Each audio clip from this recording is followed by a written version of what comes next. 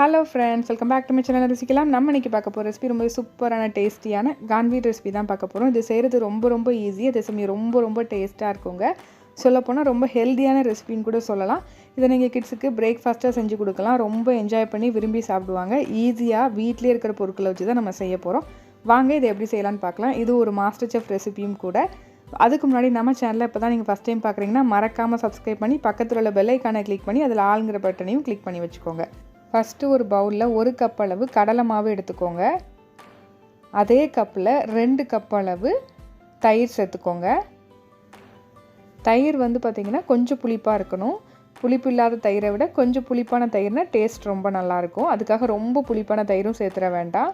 இப்போ இதை நல்லா மிக்ஸ் பண்ணிக்கணும். கொஞ்சம் கூட அந்த கடலை மாவு வந்து கெட்டியாக இல்லாத மாதிரி இந்த மாதிரி நல்ல லிக்விடாக வர அளவுக்கு நல்லா மிக்ஸ் பண்ணி விட்டுக்கோங்க.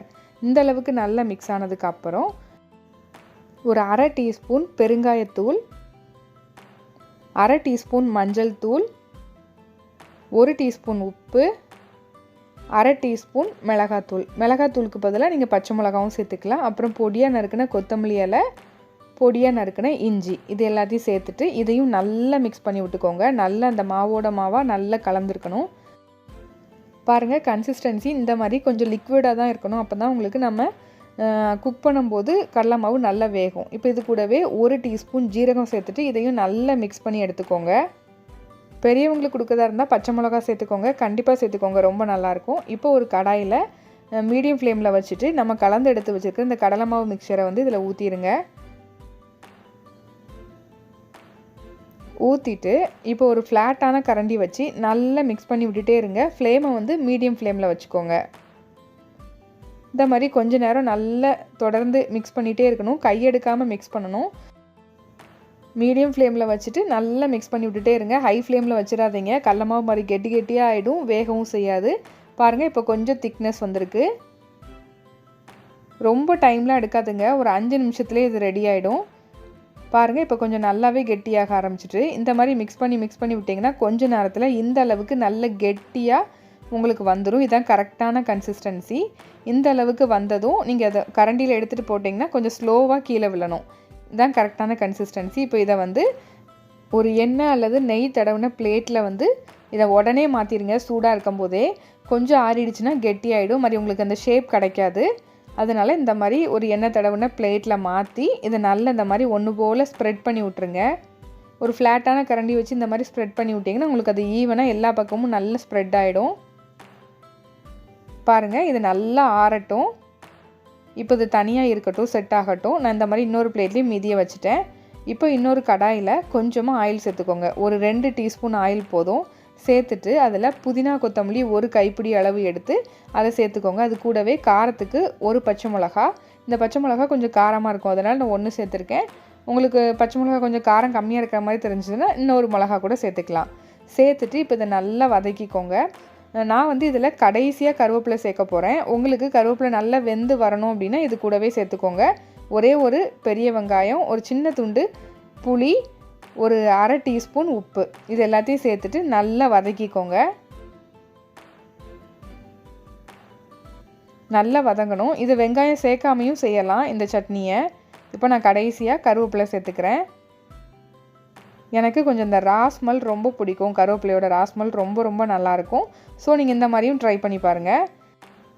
இப்போ இதை வந்து கொஞ்சம் லைட்டாக வதக்கிக்கலாம். ரொம்ப வேகணும்னு அவசியம் இல்லை, ஜஸ்ட் வதங்கினா போதும். இப்போ இதையும் நல்லா ஆற வச்சு ஒரு மிக்ஸி ஜாருக்கு மாற்றி அரைச்சி எடுத்து வச்சுக்கோங்க.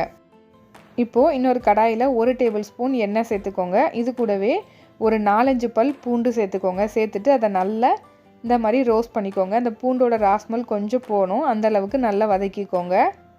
கொஞ்சம் இது நல்லா வதங்கி வந்ததும் ஒரு 2 பெரிய வெங்காயத்தை நல்லா பொடியாக நறுக்கி சேர்த்துக்கோங்க. சின்ன வெங்காயம் இருந்தால் இன்னும் சூப்பராக இருக்கும். சின்ன வெங்காயம்னா ஒரு 25லேருந்து 30 வெங்காயம் வரைக்கும் நீங்கள் சேர்த்துக்கலாம். இப்போ இதை நல்லா வதக்கிட்டு இருக்கும் போதே ஒரு 4 மிளகாய் வத்தல் வந்து சேர்த்துக்கலாம்.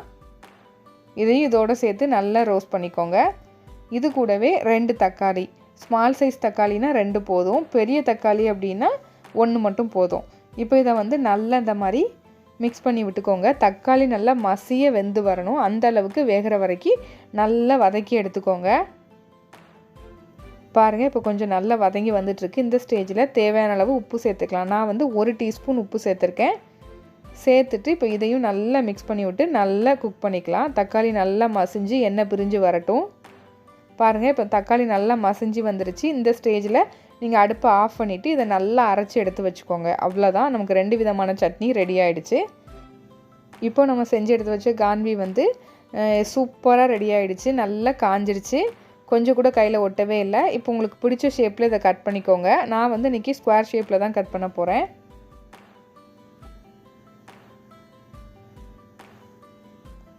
ரொம்ப ரொம்ப ஈஸிங்க, அதே சமயம் ரொம்ப ரொம்ப ஹெல்த்தியான ரெசிபி. கிட்ஸ்க்கெலாம் கொடுத்தீங்கன்னா இதை வெறுமனையாக அப்படியே நீங்கள் எடுத்து கொடுத்தாலே அவங்க அழகாக சாப்பிடுவாங்க. பாருங்கள் எவ்வளோ நல்லா இருக்குன்னு பார்க்கும்போதே உங்களுக்கு தெரியும். அது நல்லா எவ்வளோ லைட் வெயிட்டாக இருக்குது பாருங்கள், அவ்வளோ டேஸ்ட்டாக இருந்துச்சு. கண்டிப்பாக ட்ரை பண்ணுங்கள். இப்போ இதை பிளேட் பண்ணிடலாம். ஒரு பிளேட்டில் ஒரு ஷீட் வச்சுட்டு அதுக்கு மேலே நம்ம செஞ்சு எடுத்து வச்சுருந்த ரெட் சட்னி, அதுக்கு மேலே இன்னொரு ஷீட்டு, இப்போ இதுக்கு மேலே நம்ம ரெடி பண்ணி எடுத்து வச்சுருக்கிற க்ரீன் சட்னி, இதையும் வச்சுட்டு இந்த மாதிரி உங்களுக்கு எத்தனை லேயர் வேணுமோ அந்த மாதிரி லேயர் பண்ணிக்கலாம். அதுக்கு மேலே இந்த மாதிரி லைட்டாக ஒரு டெக்கரேஷன் பண்ணிவிட்டு கோகோனட் ஆயில் 1 டீஸ்பூன் எடுத்துக்கோங்க. அதில் கடுகும் கருவேப்பிலையும் சேர்த்து நல்லா வறுத்ததும் இதில் போட்டுக்கோங்க. அவ்வளோதான், சாப்பிட்டு பாருங்கள். ரொம்ப ரொம்ப சூப்பராக இருக்கும். கிட்ஸ்லாம் ரொம்ப விரும்பி சாப்பிடுவாங்க. எங்கள் வீட்டில் செஞ்சதும் காலி ஆகிட்டு. இதே மாதிரியே நிறைய மாஸ்டர் செஃப் தமிழ் ரெசிபி நம்ம சேனலில் இருக்குது. எல்லாமே சூப்பராக இருந்துச்சு, டேஸ்ட்டாக இருந்துச்சு, அதே சமயம் ரொம்ப ஈஸியாகவும் இருந்துச்சு. வீட்டில் உள்ள பொருட்களை வச்சு செய்கிற மாதிரியும் இருந்துச்சு. கண்டிப்பாக ட்ரை பண்ணி பாருங்கள். இதே மாதிரி இன்னொரு இன்ட்ரெஸ்டிங்கான ரெசிபி உங்களை மீட் பண்ணுறேன். அதுக்கு மறக்காமல் நம்ம சேனலை சப்ஸ்கிரைப் பண்ணிக்கோங்க.